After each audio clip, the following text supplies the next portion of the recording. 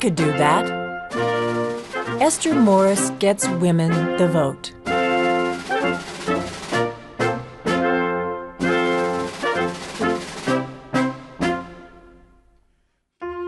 In 1820, 6-year-old Esther McQuigg studied her mother making tea.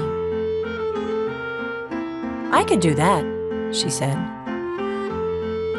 "Make tea?" asked Mama. "The older girls do that." "But I want to learn," said Esther. And she did. She pumped water into the kettle and set it on the wood stove to boil. She scooped tea leaves into the teapot, then poured steaming water over them. Esther strained the tea into cups, one for her mother, one for herself. As they sat near the window of their New York house, Esther saw men riding by in their best suits, some carrying flags. "Where are those men going, Mama?" asked Esther. "They are going to vote for the next president of the United States," Mama said. "Will Papa vote?" "Yes, Papa always votes." "Will you vote, Mama?" "No, dear. Only men can vote." When Esther was 8, she watched her mother sew a fine seam. The needle pulled thread in and out, tracking tiny, even stitches across the fabric. Esther felt her hands mimicking her mother's. "I could do that," she said. And she did. She made clothes for her doll from scraps, and when her stitches became neat and straight, she sewed a shirt for Papa. Lovely shirt, Esther. When Esther was 11, her mother died, and for the first time she saw her father cry. He gathered his 11 children together. "I don't know what we'll do without your Mama," he said. "I'm depending on each of you to be brave and to take care of one another." Esther, 8th of the 11, cried too. But then she said, "I can do that, Papa." And she did.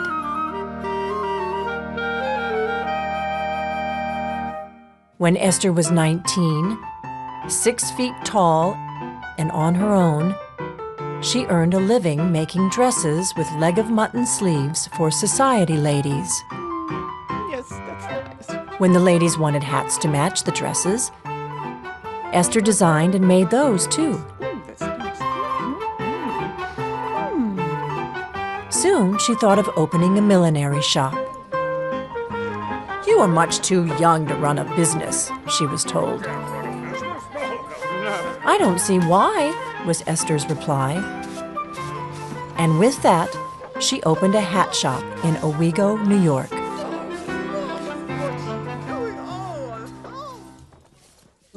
Esther started attending abolitionist meetings at her church. But a throng of people who believed in the right to own slaves threatened to stop the meetings, even if they had to tear down the Baptist church where they were held. "You can't do that," Esther said. "I'll stop anyone who tries."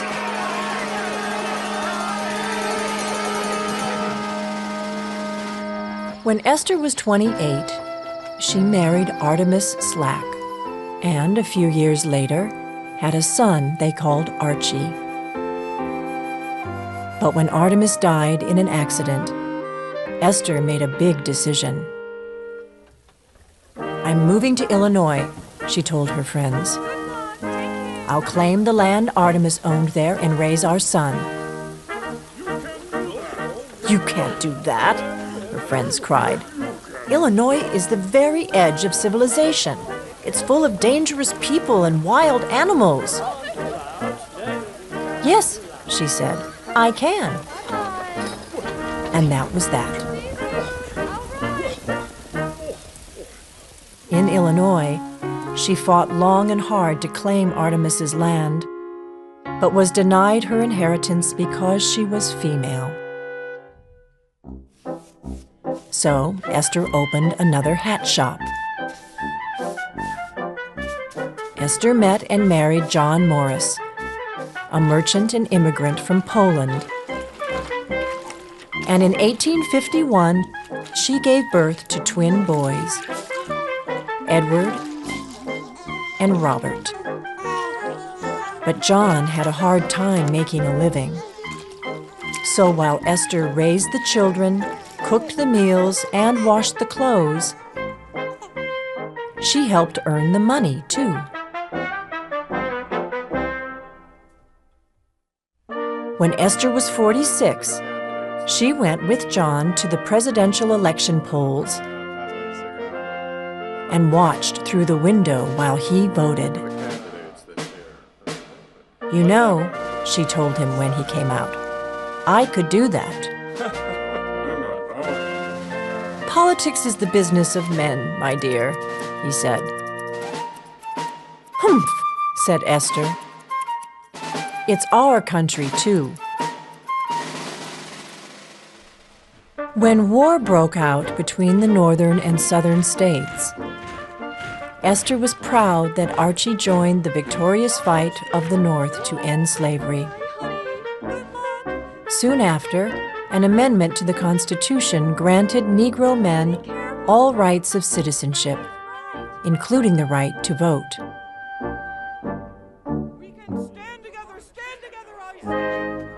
When Esther heard Susan B. Anthony speaking out about women's rights, Esther began to hope that someday women might vote, too.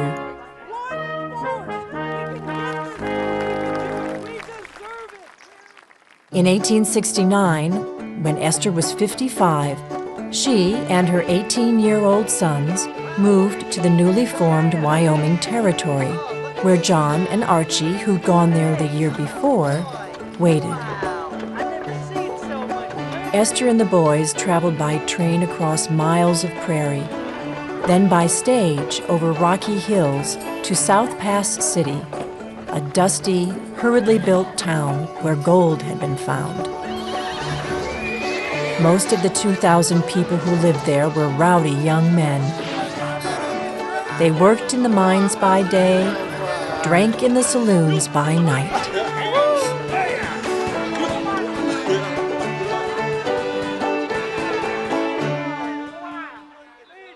The Morrises moved their belongings into a small log cabin, and South Pass City became home. John ran a saloon. Archie bought a printing press and started a newspaper.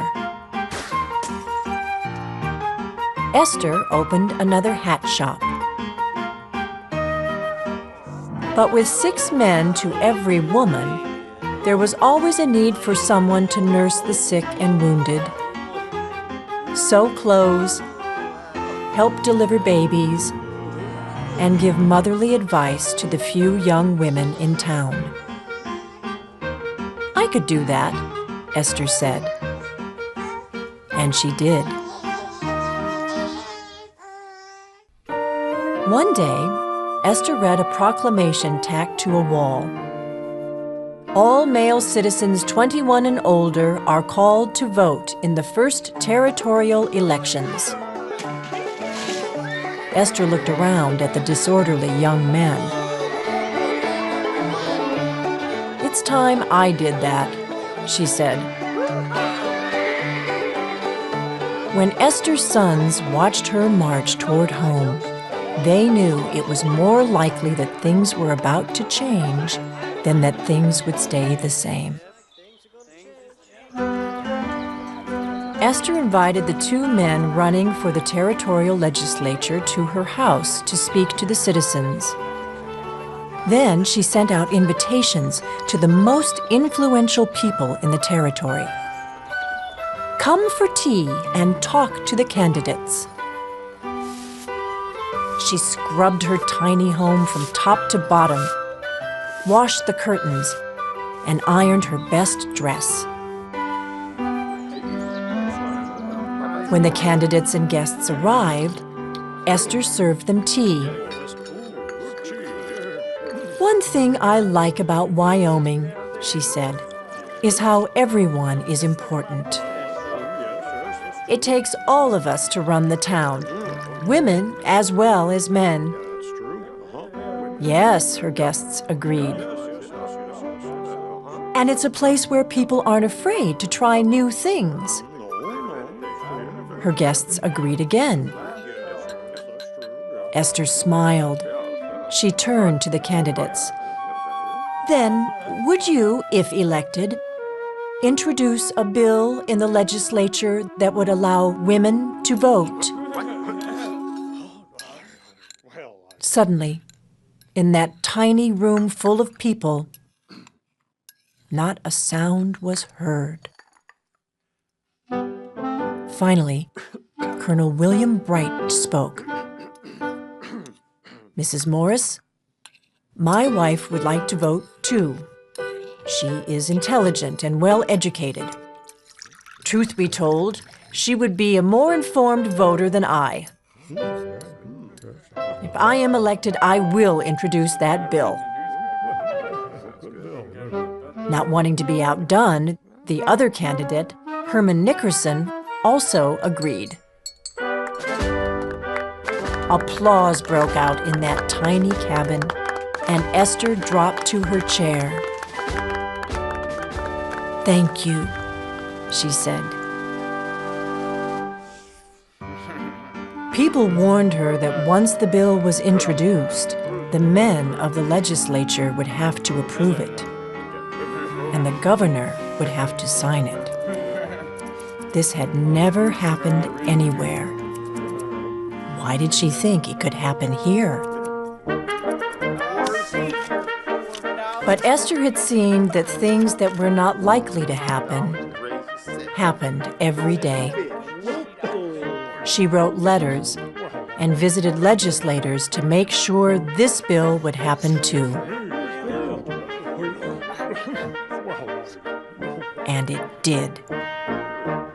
On December 10th, 1869, Governor John Campbell signed this bill into law. Wyoming women get the vote. Women across the country rejoiced for the women of Wyoming. Yee-haw! Yippee! Hurrah! Hurrah! But some people didn't like it. Only 8 days later, Judge James Stillman, the county's justice of the peace, turned in his resignation. He refused to administer justice in a place where women helped make the laws. Word went out that a new justice of the peace was needed. Esther's boys turned to her. "Mama, you could do that," they said. And so she applied. Archie, then clerk of the court, proudly swore his mother in, making Judge Esther Morris the first woman in the country to hold public office. But Judge Stillman refused to turn over the official court docket to Esther. "Never mind," she said. "Archie, will you please go to the mercantile and buy me a ledger? I'll start my own docket." And of course, she did. On September 6, 1870, 1 year after her tea party, Judge Esther Morris put on her best dress and walked with her husband John and her sons down the dusty street to the polling place. She would be one of 1,000 Wyoming women voting that day, the first ever given that right permanently by any governing body in the United States. As they walked, John, who still didn't think women should vote, tried to coach her on which candidates and issues to vote for. Esther held up her hand. "I can do this," she said. And she did.